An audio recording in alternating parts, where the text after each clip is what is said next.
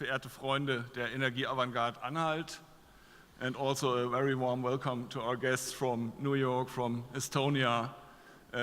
We will have a conference in 2 languages today, German and English, and the translation will be simultaneous, so everybody who is interested to have the speeches in his language, in her language, has to use this headset there on the right-hand side from you. Wir übersetzen die Konferenz simultan. Ich darf Sie alle ganz herzlich begrüßen. Mein Name ist Thies Schröder. Ich begrüße Sie im Namen des Vorstandes der Energieavantgarde Anhalt und freue mich sehr, dass Sie alle gekommen sind zur Regional Energy System Leadership Expo. Hier im Stadthaus der Lutherstadt Wittenberg eine internationale Konferenz in der Region Anhalt-Bitterfeld-Wittenberg, also in einer Region, die etwas mehr als ein Jahrhundert durch den Braunkohlebergbau geprägt war. Wohl deshalb interessieren wir uns hier auch besonders dafür, wie die Zukunft der Energiesysteme, der dezentralen, regenerativen Energiesysteme aussehen wird. Und wir werden heute einiges zu dieser Zukunft, zu den regionalen Ansätzen, zu den Ansätzen der Digitalisierung hören. Und wir wollen mit Ihnen, mit den Gästen auch aus den verschiedenen Regionen und regionalen Ansätzen in Deutschland gemeinsam lernen, wie Energieumwandlung und regionale Wertschöpfung auf eine neue Art miteinander verbunden werden können. Hier in der Region war der Bergbau traditionell Arbeitgeber, Ernährer und auch Innovationsmotor. Die Braunkohle war auch die Basis für die chemische Industrie beispielsweise, für den Maschinenbau und für die anderen Branchen, die diese Region im 20. Jahrhundert besonders geprägt haben und auch bis heute prägen.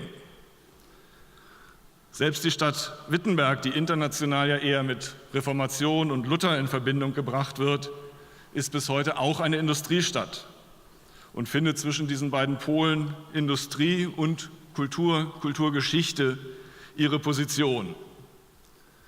Heute Mittag wird uns der Wittenberger Bürgermeister Kirchner begrüßen, der kann das sicherlich noch genauer einordnen. Ich möchte unsere Gäste aus dem Reallabor begrüßen, aus der Region, aus Dessau-Roßlau, aus Wittenberg, aus Bitterfeld, Wolfen, aus den Gemeinden zwischen diesen städtischen Nuklei. Wir freuen uns sehr auch über unsere Gäste aus Leipzig, aus Berlin, aus Cottbus, aus Mecklenburg-Vorpommern, aus unserer Landeshauptstadt Magdeburg und über Gäste und Diskussionspartner aus Oldenburg, Stuttgart und vielen anderen Städten im engeren und weiteren Umfeld.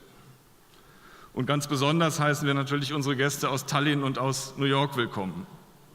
Vielen Dank, lieber Herr Gallagher, lieber Herr Herm, dass Sie der Einladung nach Anhalt-Wittenberg gefolgt sind und uns heute mitnehmen zu Ihren Vorreiterbeispielen zur Zukunft der dezentralen, digitalisierten Energiewelt.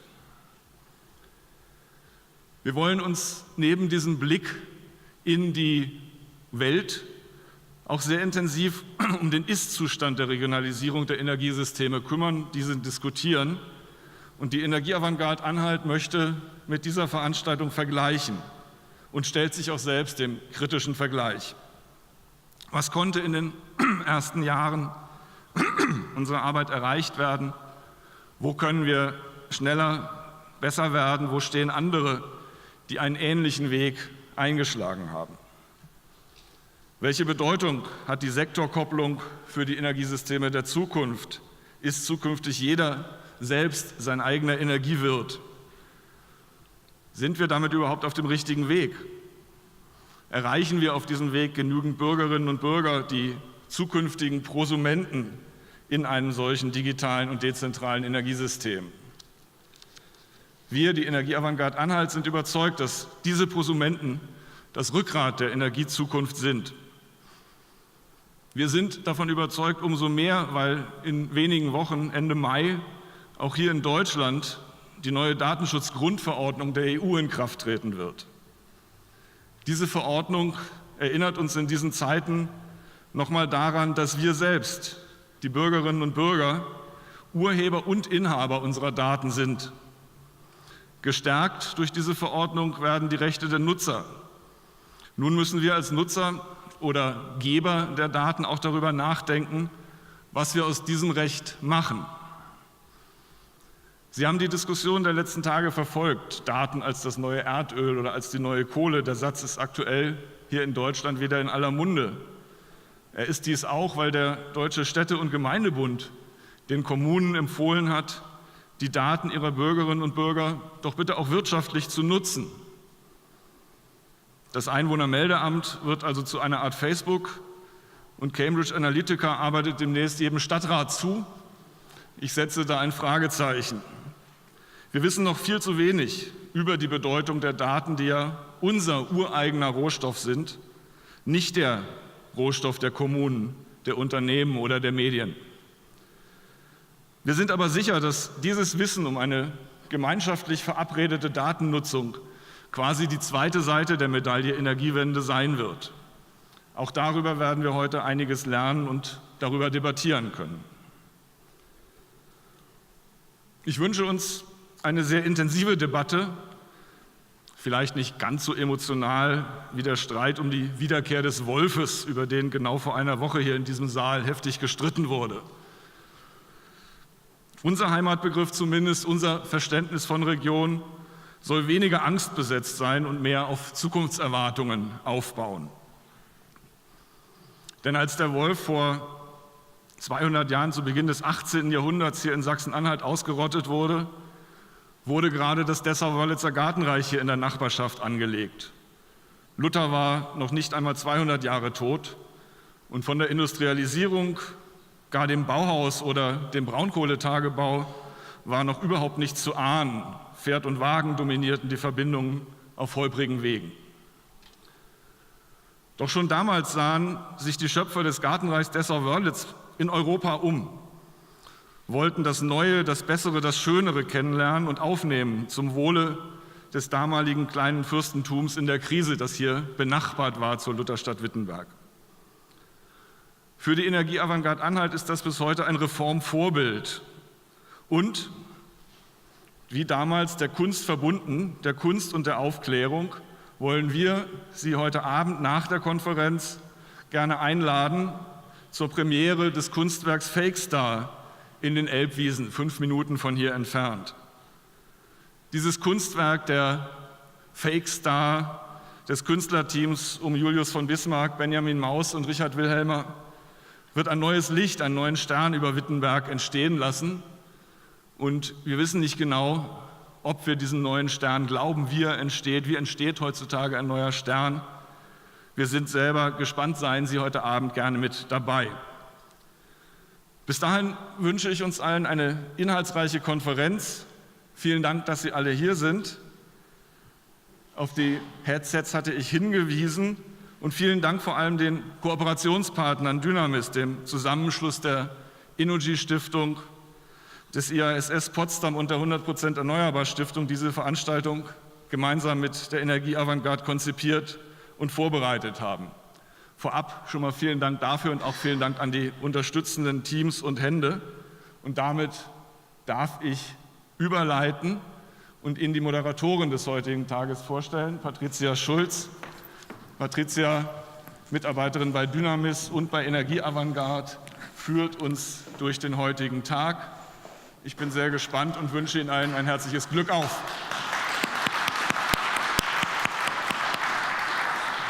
Ja, vielen Dank, Thies. Schön, dass Sie alle da sind, dass es hier voll geworden ist. Ich freue mich sehr, dass wir hier heute alle im Stadthaus sein können. Ich weise Sie natürlich digital und so weiter darauf hin, Sie können dem Hashtag EAA-Expo folgen und natürlich auch fleißig twittern.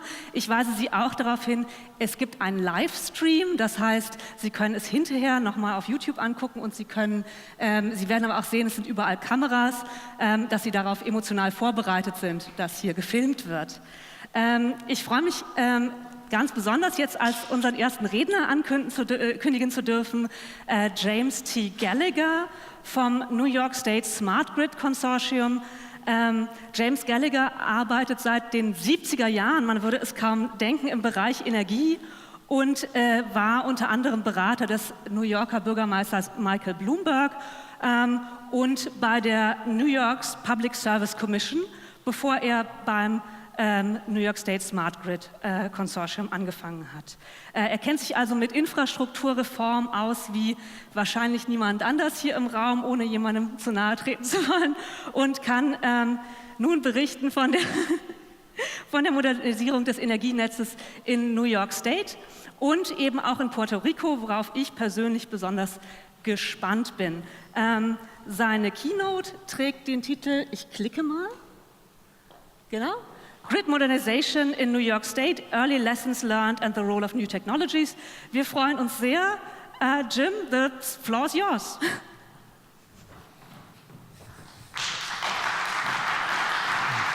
Thank you.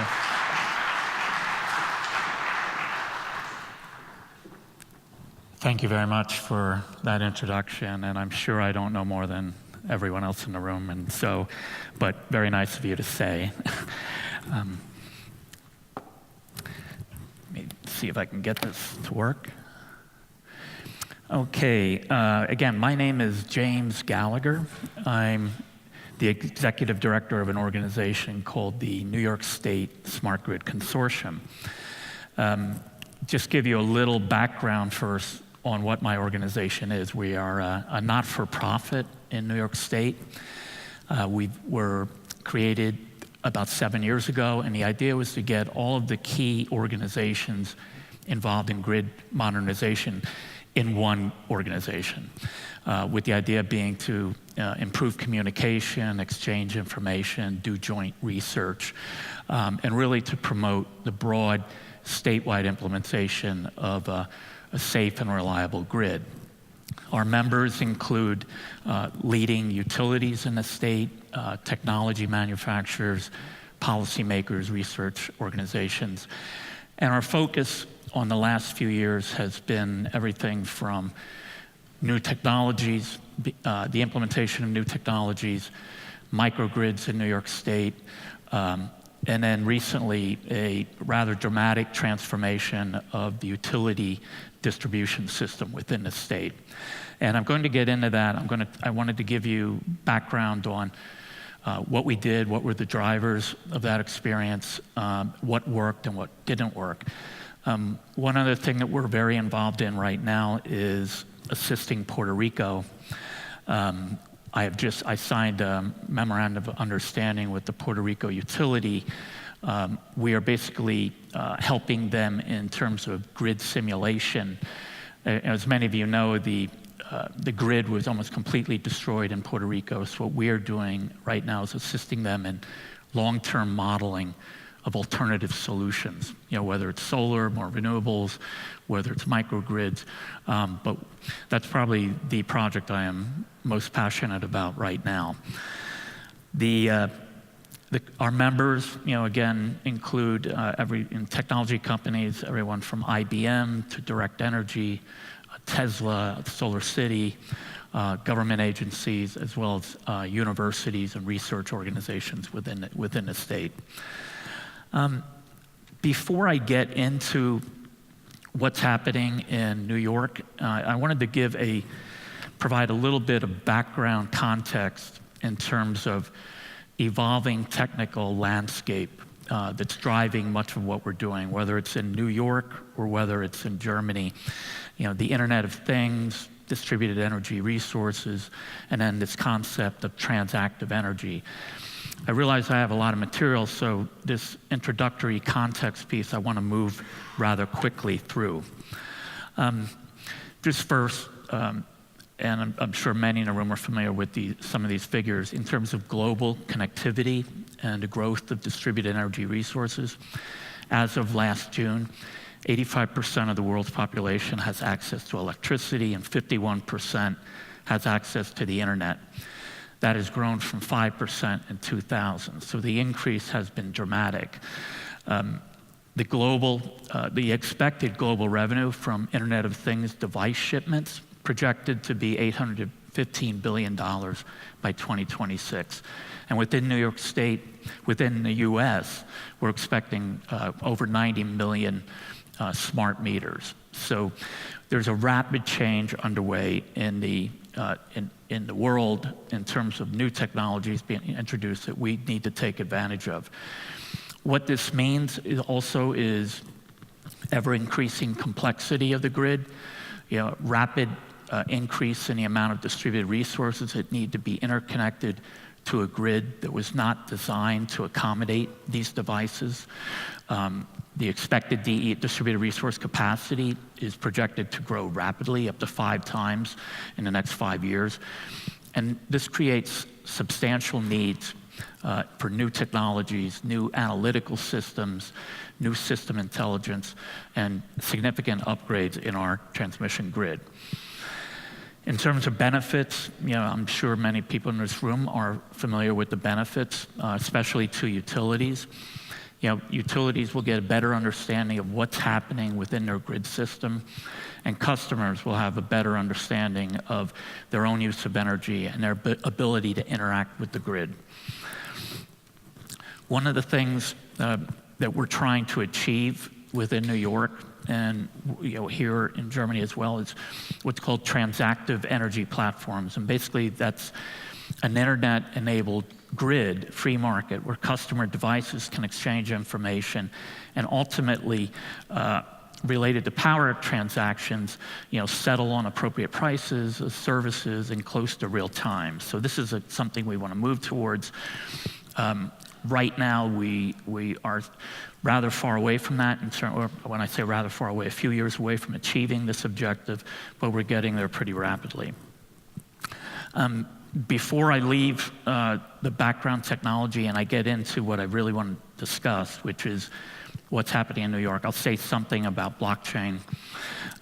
Especially in New York, we have a number of blockchain. Many of you have heard about blockchain. We have a number of projects underway in New York State. And the way I would best characterize it, in the short term, the hype will exceed reality. And our projection is in the long term, the reality may exceed the hype. One of the things we're seeing, at least in terms of energy projects involving blockchain in New York, a lot of the investment that's going on are investors more infatuated with blockchain and betting on the technology without really understanding without understanding what are the benefits that will really be achieved.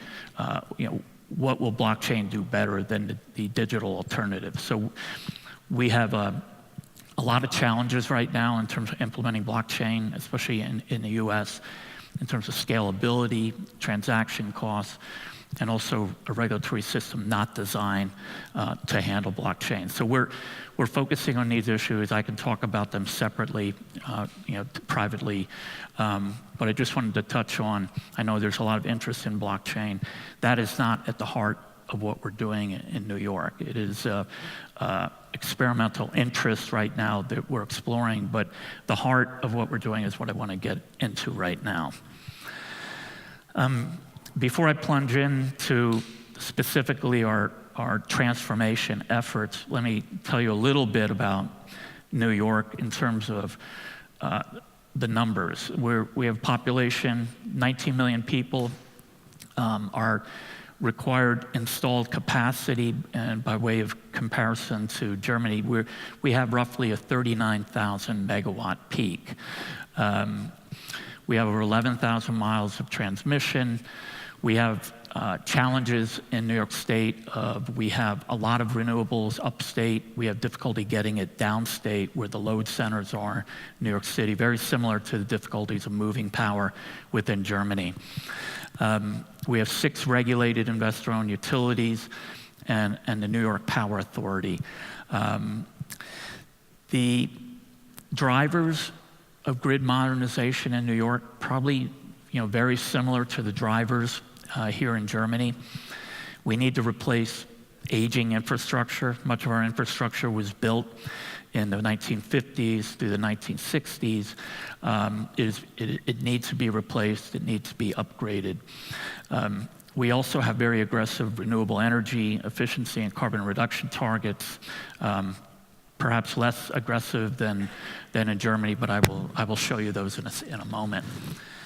We do have to take steps to improve the reliability and resiliency of our grid, and that was brought home most recently by Hurricane Sandy, which hit New York in 2012.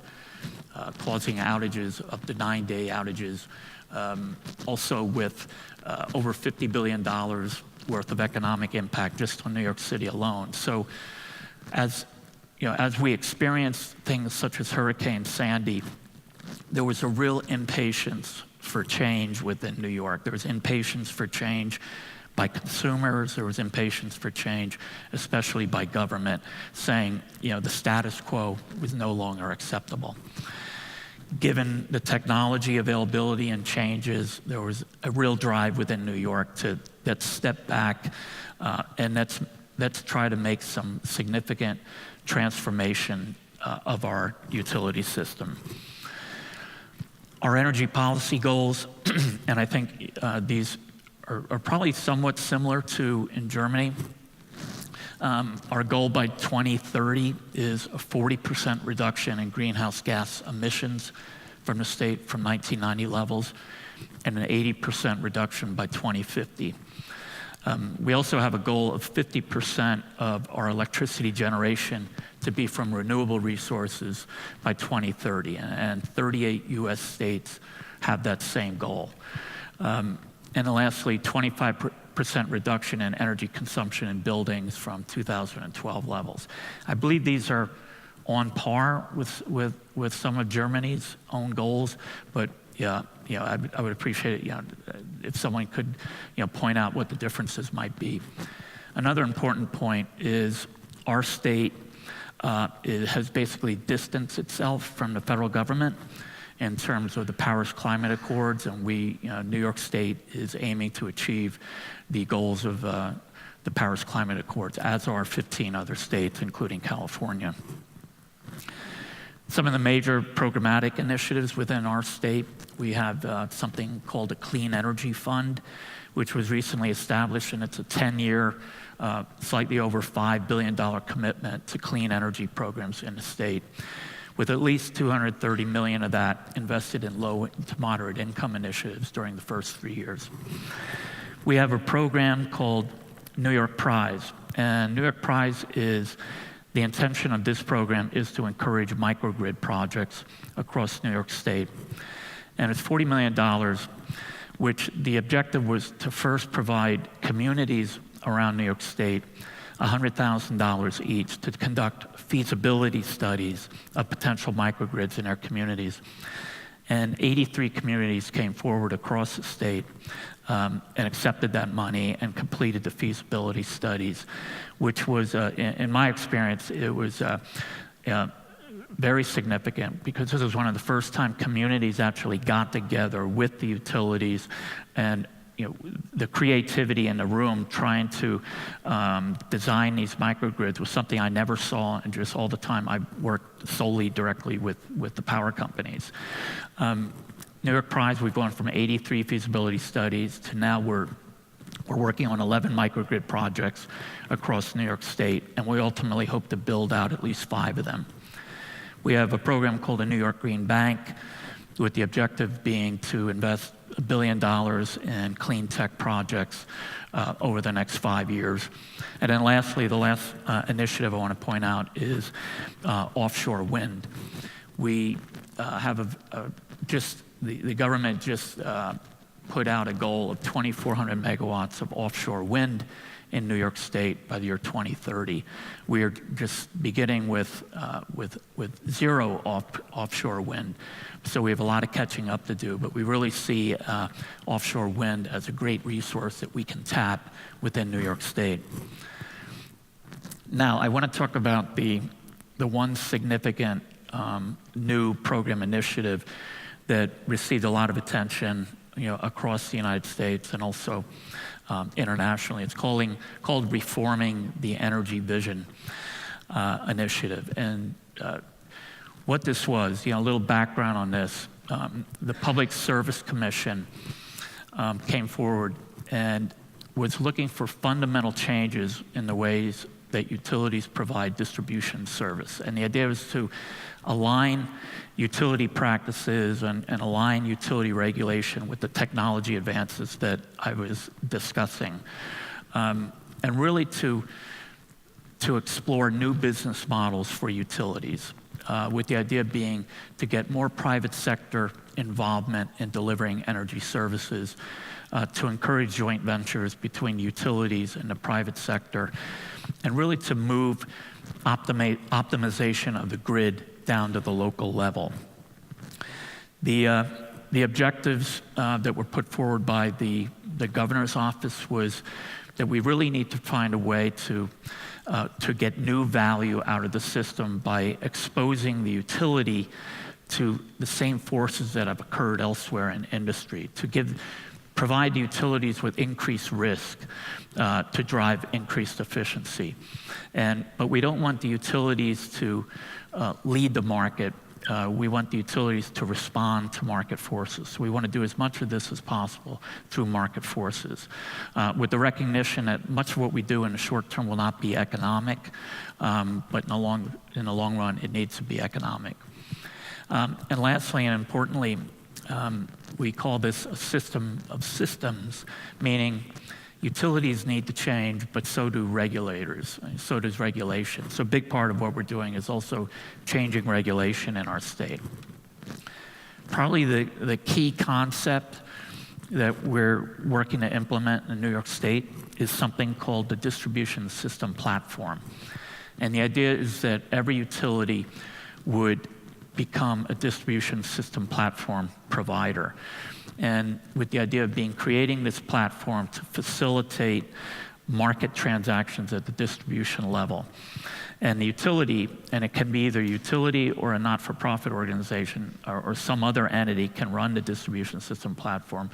But the idea would be to develop this platform that will integrate distributed resources as a major means of meeting system needs and customer needs. And again, to optimize operations by balancing production and load at the local level. A key part of what we're trying to do in New York to make this all work is to, and the way I characterize it, is to monetize system and social values. And at the heart of that is creating what we call a locational and temporal-based, time-based distribution system adder. So in New York, for example, if you look at the distribution system and distribution system rates, historically they have been the same geographically all across the state.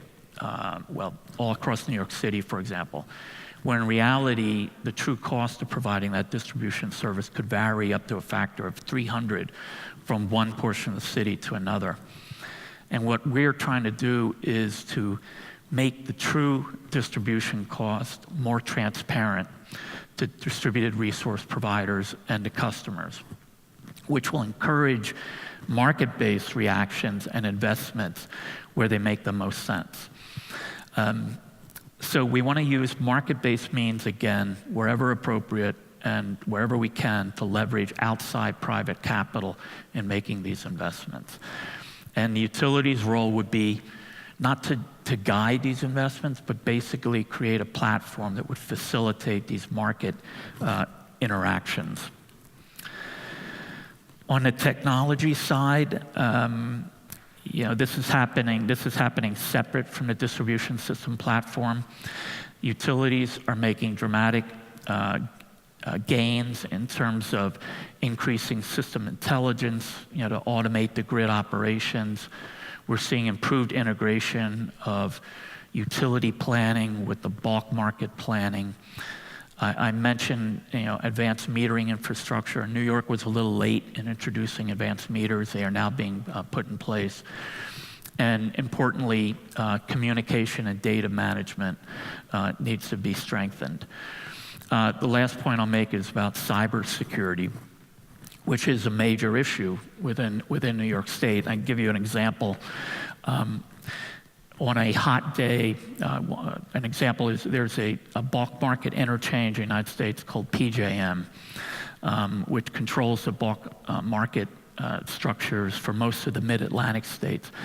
On a hot day 2 years ago, just on that single day, there were over 270,000 intrusion attempts into the system, from places, China, Korea, Russia, which has become now, a major activity of the utility to try to defend itself from these intrusion attempts. So cybersecurity is a major issue within our system and within others. I won't try to get into detail here, but on this slide. But basically, the point here is we're involved in distribution system evolution. It basically goes from where we're at right now, which is the lower block of preparing the groundwork for more advanced transformation later, putting in new technologies, but then beginning to integrate more distributed energy resources and ultimately moving to fully distributed markets and transactive markets. We initially projected about a 5-year time frame to move from the lower left-hand portion of the chart to the upper right-hand portion.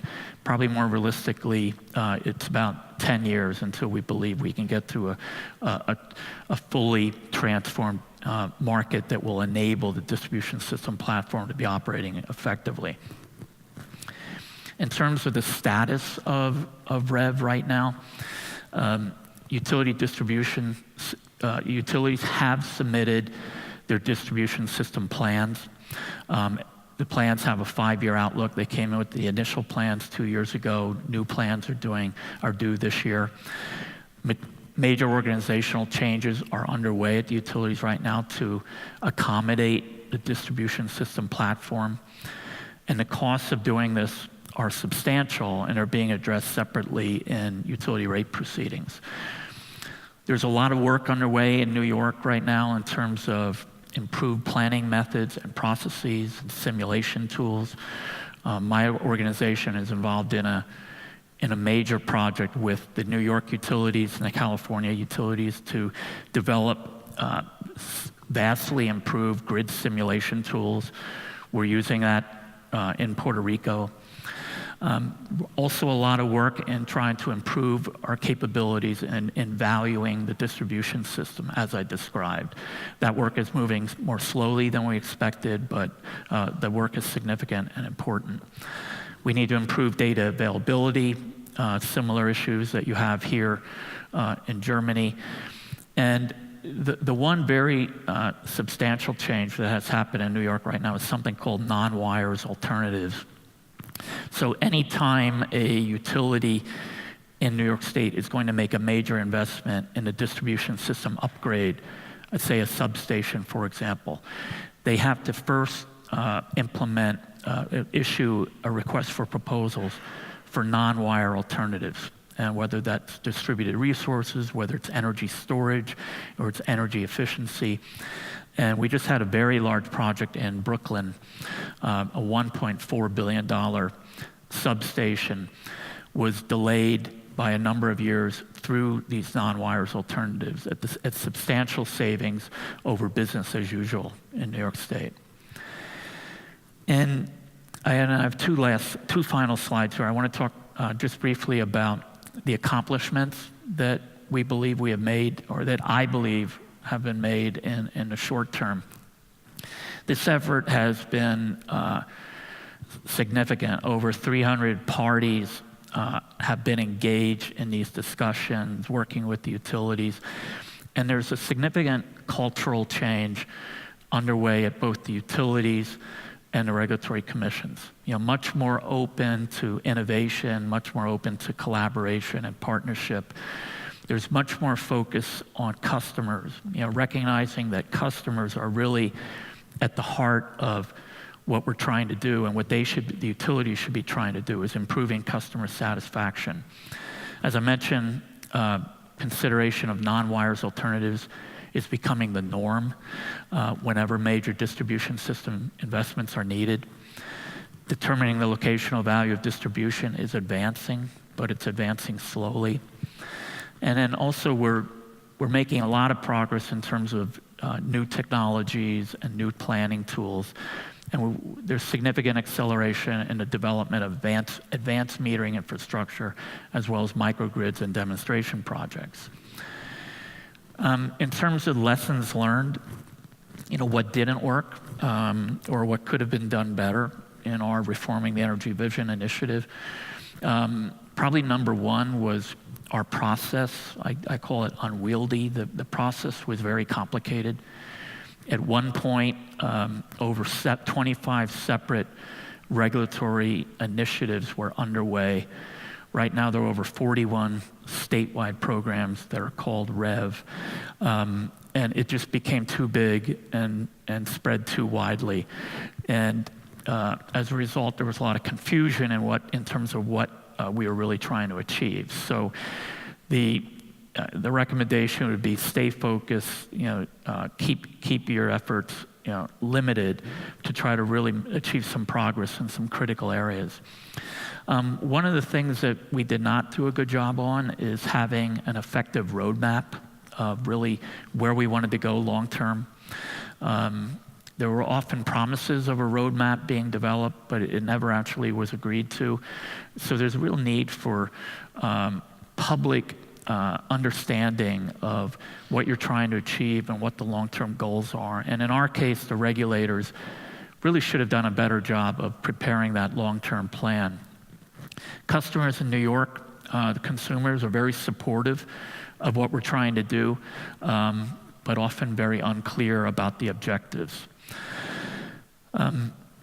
Within New York also, for utilities, reliability and resiliency and affordability remain their central obligations.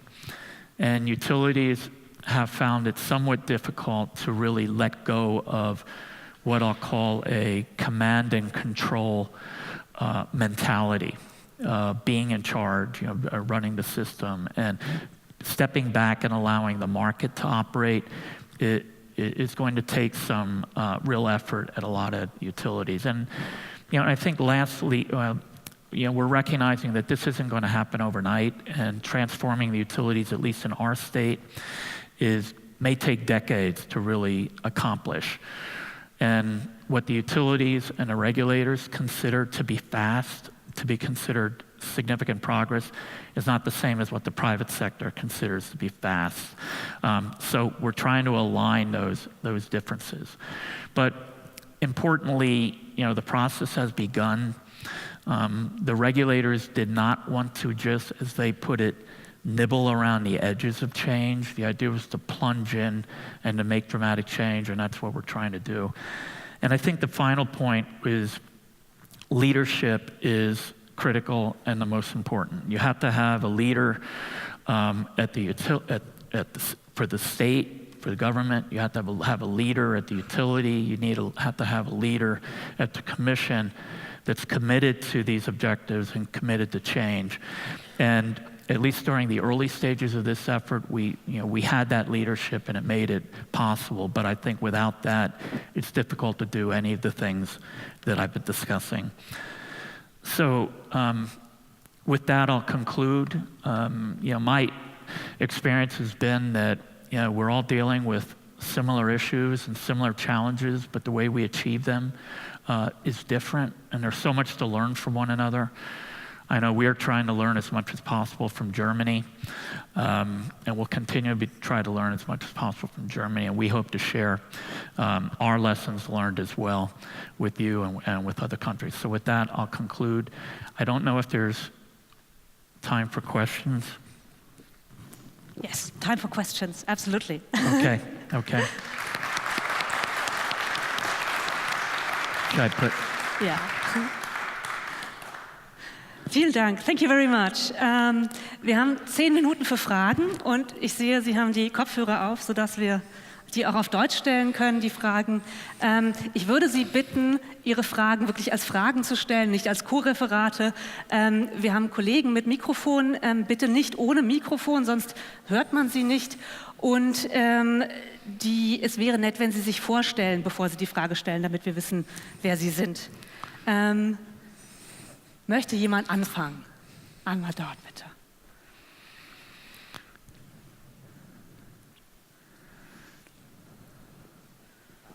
Thank you very much. Very interesting insights from New York City.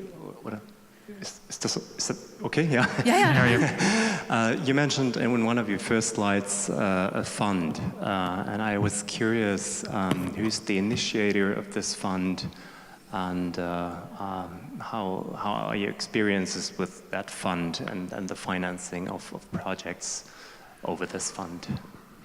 So your question, you asked about the funds that we have available and how serious we are.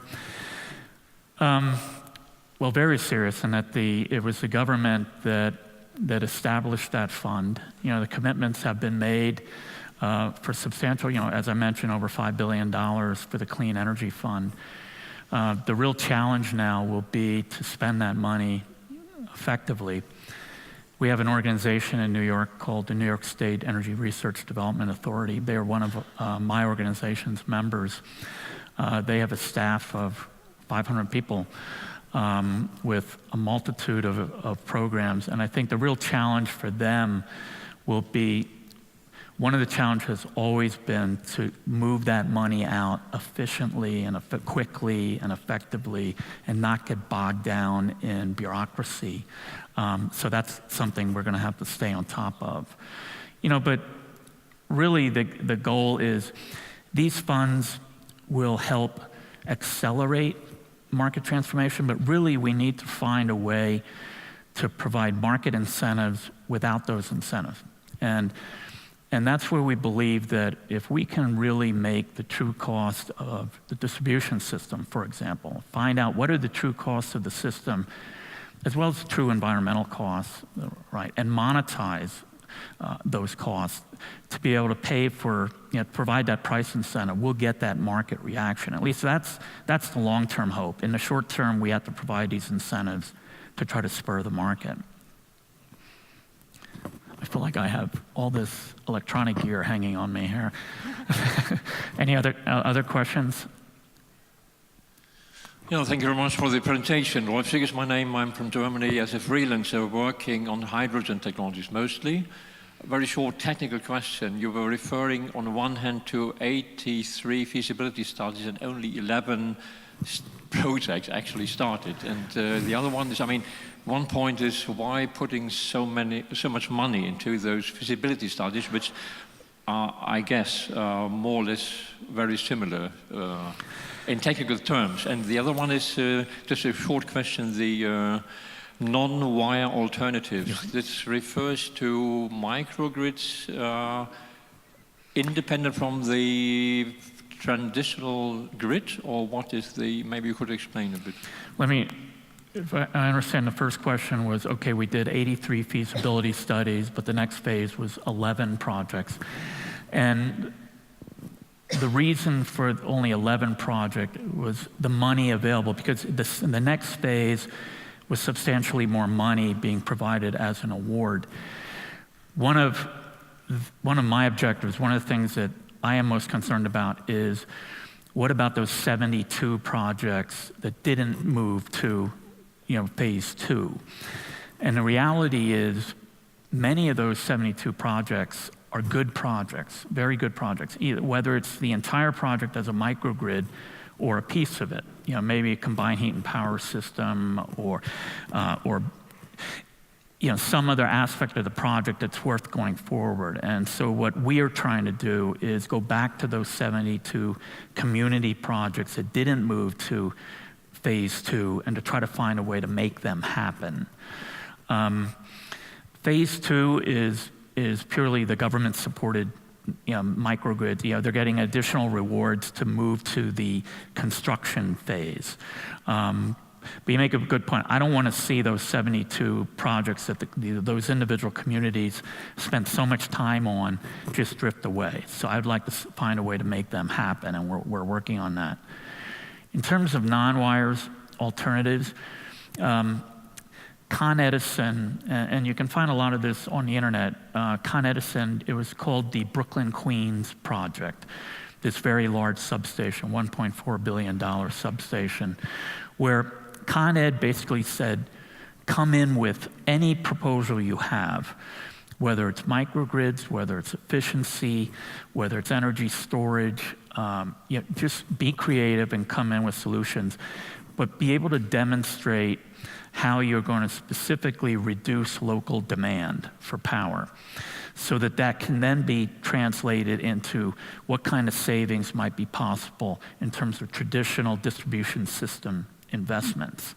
So the project was very successful. They received just a substantial number of proposals offering a way not to completely avoid the substation, but to push it out a number of years, which the net benefits for the overall effort were probably about $250 million US. But the good thing that came out of that is now the norm in terms of whenever a company wants to do a substantial distribution system upgrade, they have to first do that non-wires alternative approach. We have time for one more question. Please, da vorne.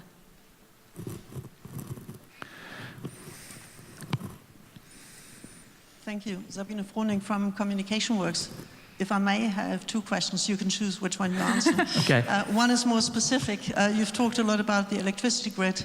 Now, as far as I know, New York City has one of the oldest district energy systems as well, so I would be interested in how that is integrated in the planning, because sector coupling is one of the biggest topics in Germany as well.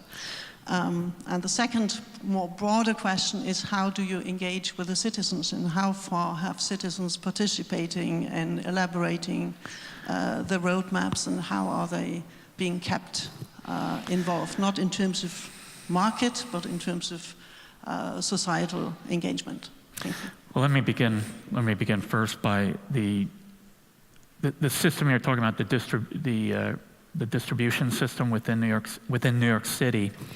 New York City was the very first utility, at least in Lower Manhattan. That's where Thomas Edison had his first generation station.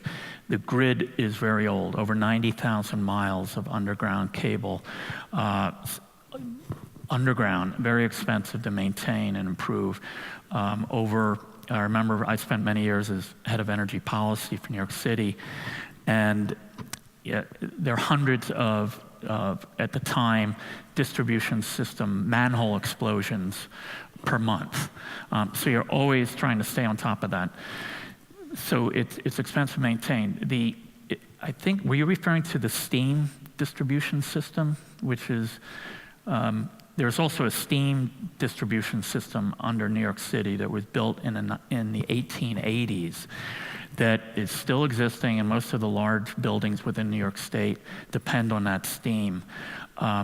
It's aging, it's inefficient, ultimately needs to be replaced, but that's that right now is separate from our grid transformation activities. Your second question on how do we engage consumers, we're still trying to find the best way to do that.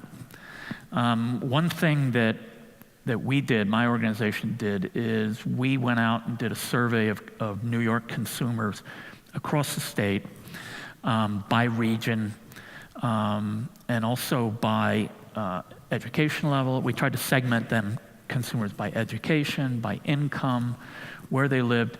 And one of the things that we found is, and I'm sure this is the same in Germany, you can't just talk about customers as one customer type. I mean, the reality is you have 10, 20 different types of customers. And we found, for example, that we have certain customers, I'll say over the age of 50, living upstate, they don't care about much of what we're doing.